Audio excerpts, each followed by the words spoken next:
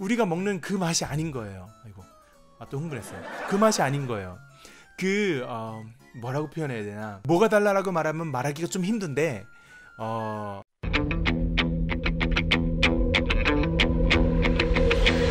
더러운 맛?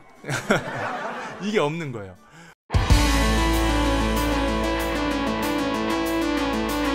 시청자 여러분 반갑습니다. 예스 북클럽 6번째 시간에 오신 여러분들을 진심으로 환영합니다. 자, 이제 2번밖에 안 남았습니다. 여러분 이거 보이시나요?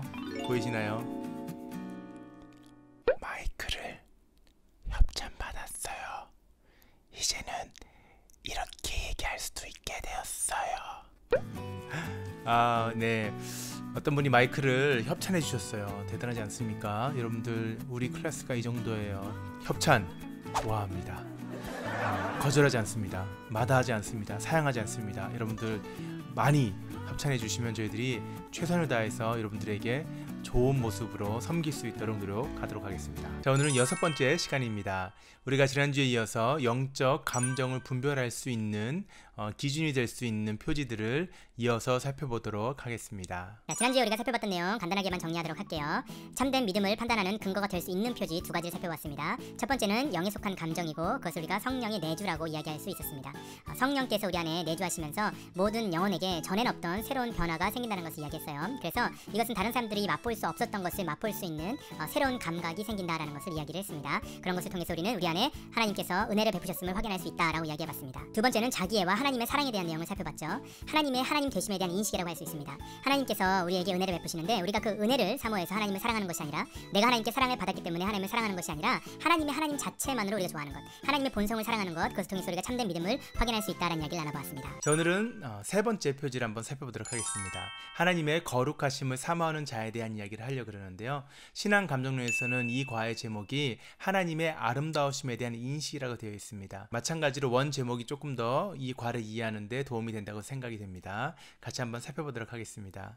에드워즈는 영적인 도덕성에 대한 이야기를 합니다. 그러면서 그것을 하나님의 거룩하심이라고 이야기를 하고, 그 하나님의 거룩하심을 하나님의 아름다움이라고도 이야기를 하고 있어요. 그런데 여기서 좀 중요한 개념이 있습니다.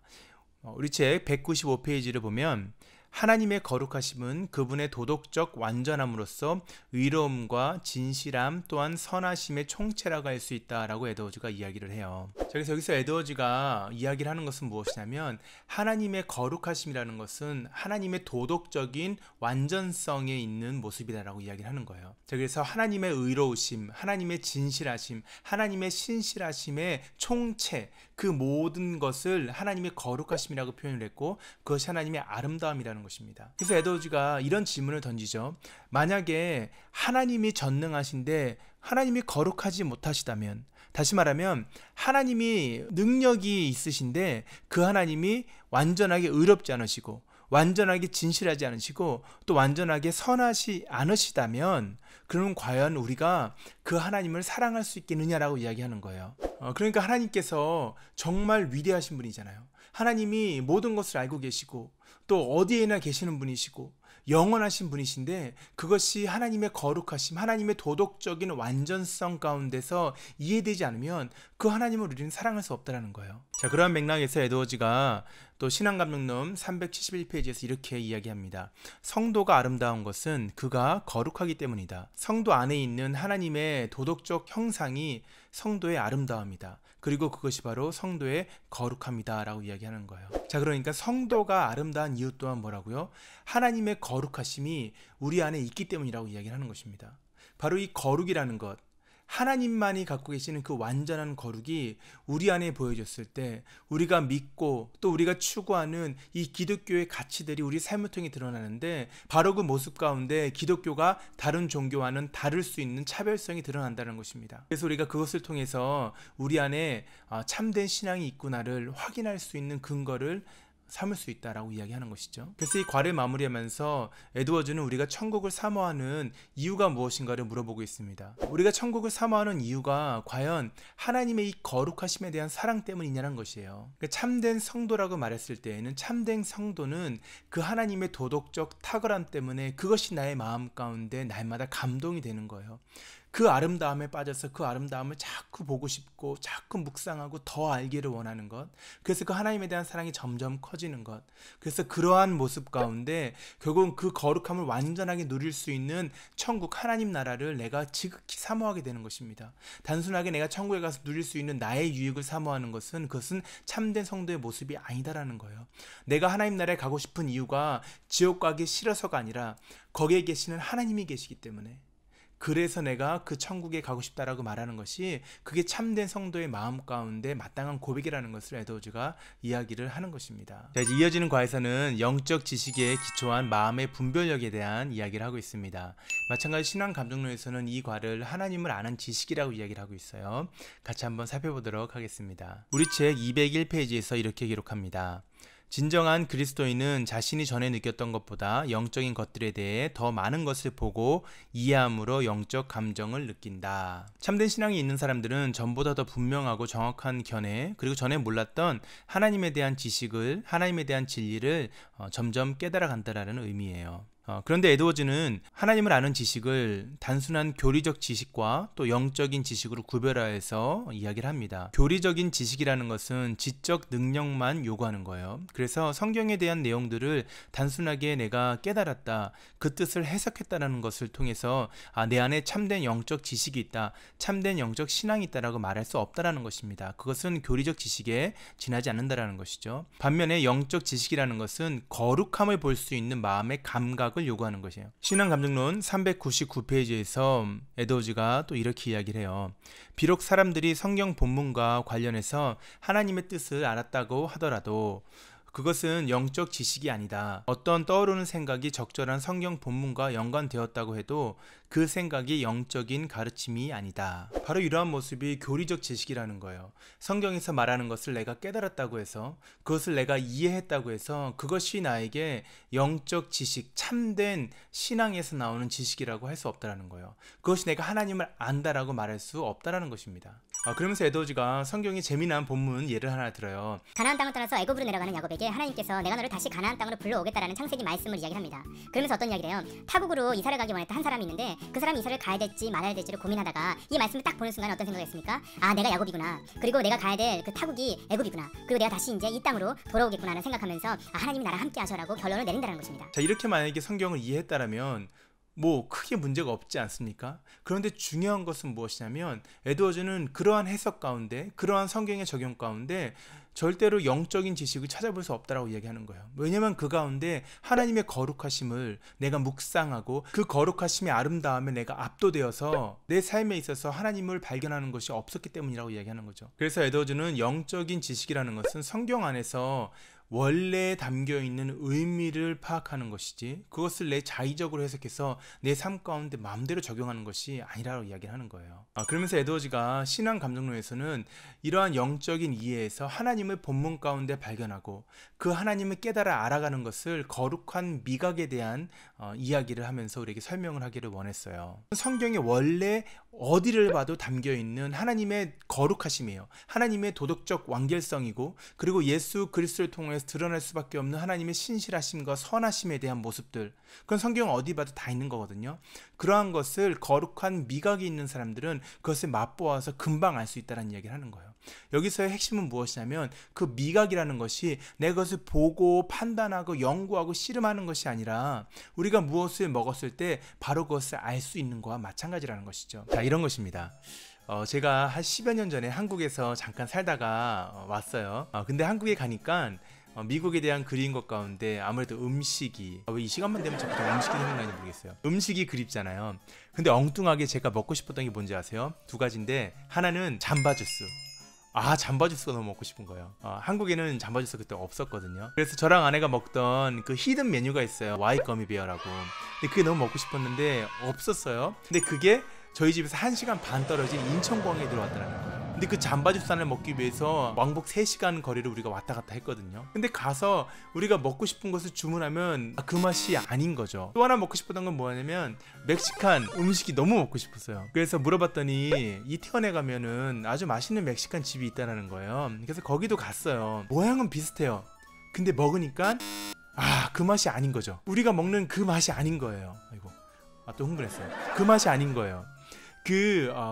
뭐라고 표현해야 되나? 뭐가 달라라고 말하면 말하기가 좀 힘든데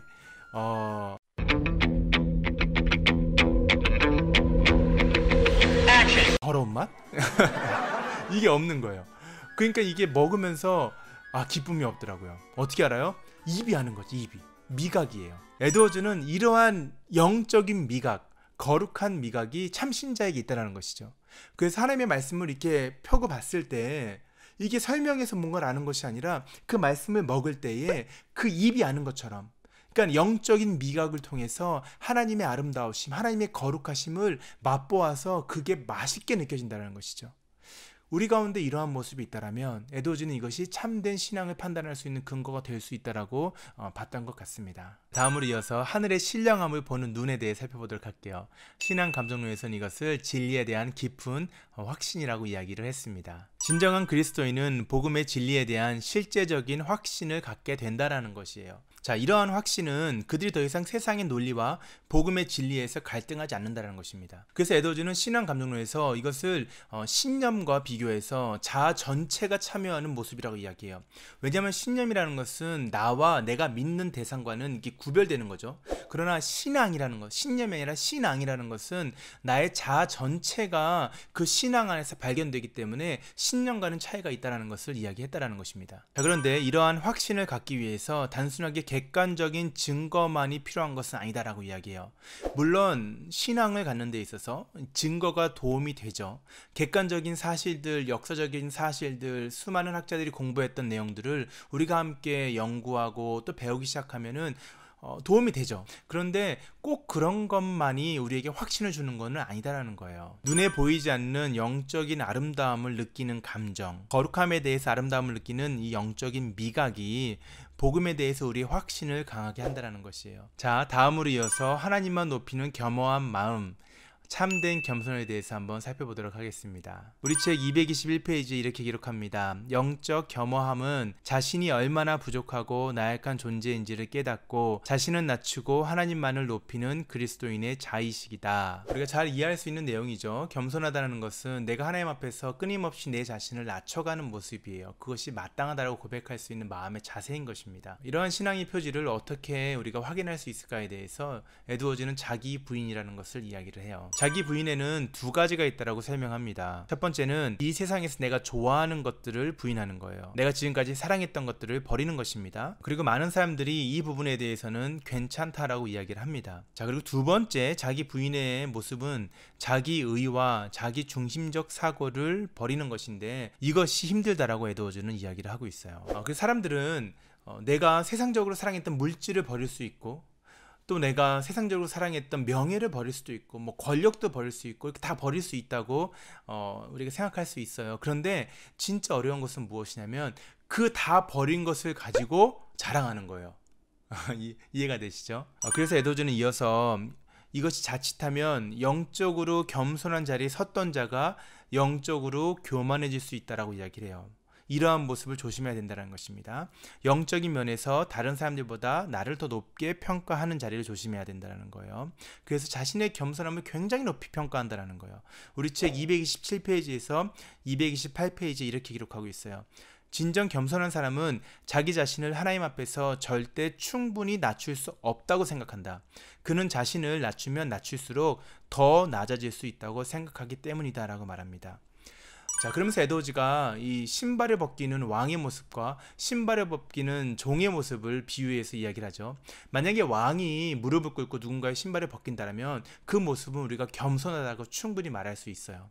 그러나 종이 무릎을 꿇고 왕의 신발을 벗길 때 우리가 그 종의 모습 보면서 저 종은 참 겸손하다고 말하지 않는다는 것이죠. 그런데 만약에 우리가 겸손해진 모습을 누군가에게 드러내기를 원한다면 결국은 우리가 종의 모습으로 살아가고 있는 우리의 삶의 자리에서 우리가 신발 벗긴다라고 이것을 나의 겸손이라고 말하는 것, 그거와 다를 바가 없다는 이야기를 하는 것이죠. 그만큼 우리가 영적으로 겸손해졌다고 생각하는 그 자리가 자칫하면 우리를 영적으로 상당히 교만하게 만들 수 있는 자리라는 사실을 에드워즈가 우리에게 주의하라고 이야기를 하고 있는 것입니다. 자, 오늘 살펴볼 마지막 과입니다. 하나님으로부터 오는 영원한 변화, 성품의 변화에 대해서 한번 살펴보도록 하겠습니다. 에드워즈는 죄로부터 확실하게 돌아서는 회심, 그 회심을 통해서 그 사람의 성품이 변화된다 라고 이야기를 하고 있어요. 그의 본성이 바뀐다는 것이죠. 우리 책 231페이지에서 이렇게 이야기합니다. 회심했다고 말하는 사람들에게 진정하고도 영원한 변화가 없다면 그들이 어떤 신앙적 경험을 했던지 그들의 믿음은 헛된 것이다 라고 말하는 것입니다. 우리가 이 부분은 그렇게 어렵지 않게 이해할 수 있을 것 같아요. 우리 삶 가운데 많은 변화가 있다고 했을 때 그것이 본성의 변화가 아니고 단순하게 나의 감정이나 아니면 나의 행위의 변화에 그쳤을 때에는 그 믿음이 참된 믿음이라고 말하기 참 힘들다는 이야기를 에드워즈가 하고 있는 것이죠. 그래서 에드워즈는 우리의 본성이 지속적으로 변화되고 또 쇄신된다라고 이야기를 했어요. 바로 그것이 참된 신앙의 열매라는 것이죠. 그래서 회심한 다음에 우리의 본성이 변화된 것을 우리가 어떻게 확인할 수 있습니까? 에드워즈는 그것을 죄를 미워하는 우리의 모습이라고 이야기를 해요. 죄와 원수가 된다고 이야기를 합니다. 그런데 재미난 것이 있죠. 에드워즈가 어떤 이야기를 합니까? 그 사람의 천성이 변한다고 해서 그 사람이 완전하게 다 한 번에 바뀌는 것은 아니다라는 것이죠. 그래서 원래 죄짓기를 좋아하는 사람들이 있다면 그런 사람들은 예수를 믿은 다음에도 그 가운데 머무는 모습을 보일 수 있다는 거예요. 그런데 거기서 머물면서 끝나는 것이 아니라 그가 지속적으로 변화된다는 것이죠. 우리 가운데도 그래서 여러분들이 보기에 저 사람은 예수를 믿었는데 왜 저렇게 전과 같은 삶을 살고 있을까? 저 사람 가짜 아니야 라고 생각할 수도 있지 않습니까? 그러나 우리가 한 번 더 우리가 점검해야 될 것, 우리가 그 사람의 신앙을 판단할 수 있다 없다? 없다라는 것이죠. 그리고 설사 그렇다 하더라도 그 사람이 천천히 변할 수 있다라는 거예요. 죄 가운데 머무던 사람이 죄를 미워한다고 해서 한 번에 그 죄를 떠날 수 있는 것이 아니고 사람의 기질에 따라서 어떤 사람은 그 죄를 떠나는 것이 나보다 더 힘들 수도 있다는 사실을 우리가 이해해야 된다는 것입니다. 그리고 주님께서 그 사람을 끝까지 기다리고 계시기 때문에 우리도 중보하는 마음으로 그 영혼을 기다려주는 것이 마땅하지 않을까 생각이 들어요. 하나님으로부터 오는 참된 변화는 결국은 나의 삶에서도 또 다른 사람의 삶에서도 하나님의 때에 분명히 열매를 맺어갈 것이라는 것을 우리가 믿음으로 고백할 수 있기를 바랍니다. 자, 여러분 어떠셨습니까? 우리가 오늘도 참 많은 이야기 나눴는데 여러분의 삶 가운데 나는 모든 이야기가 정말 삶의 구석구석마다 하나님께서 열매를 맺어갈 수 있는 귀한 은혜가 됐으면 좋겠습니다. 끝난 다음에 여러분들 꼭 온라인 서구르에 참여하시고요. 오늘도 잊지 마시고 부탁합니다. 다음 주에 만나요.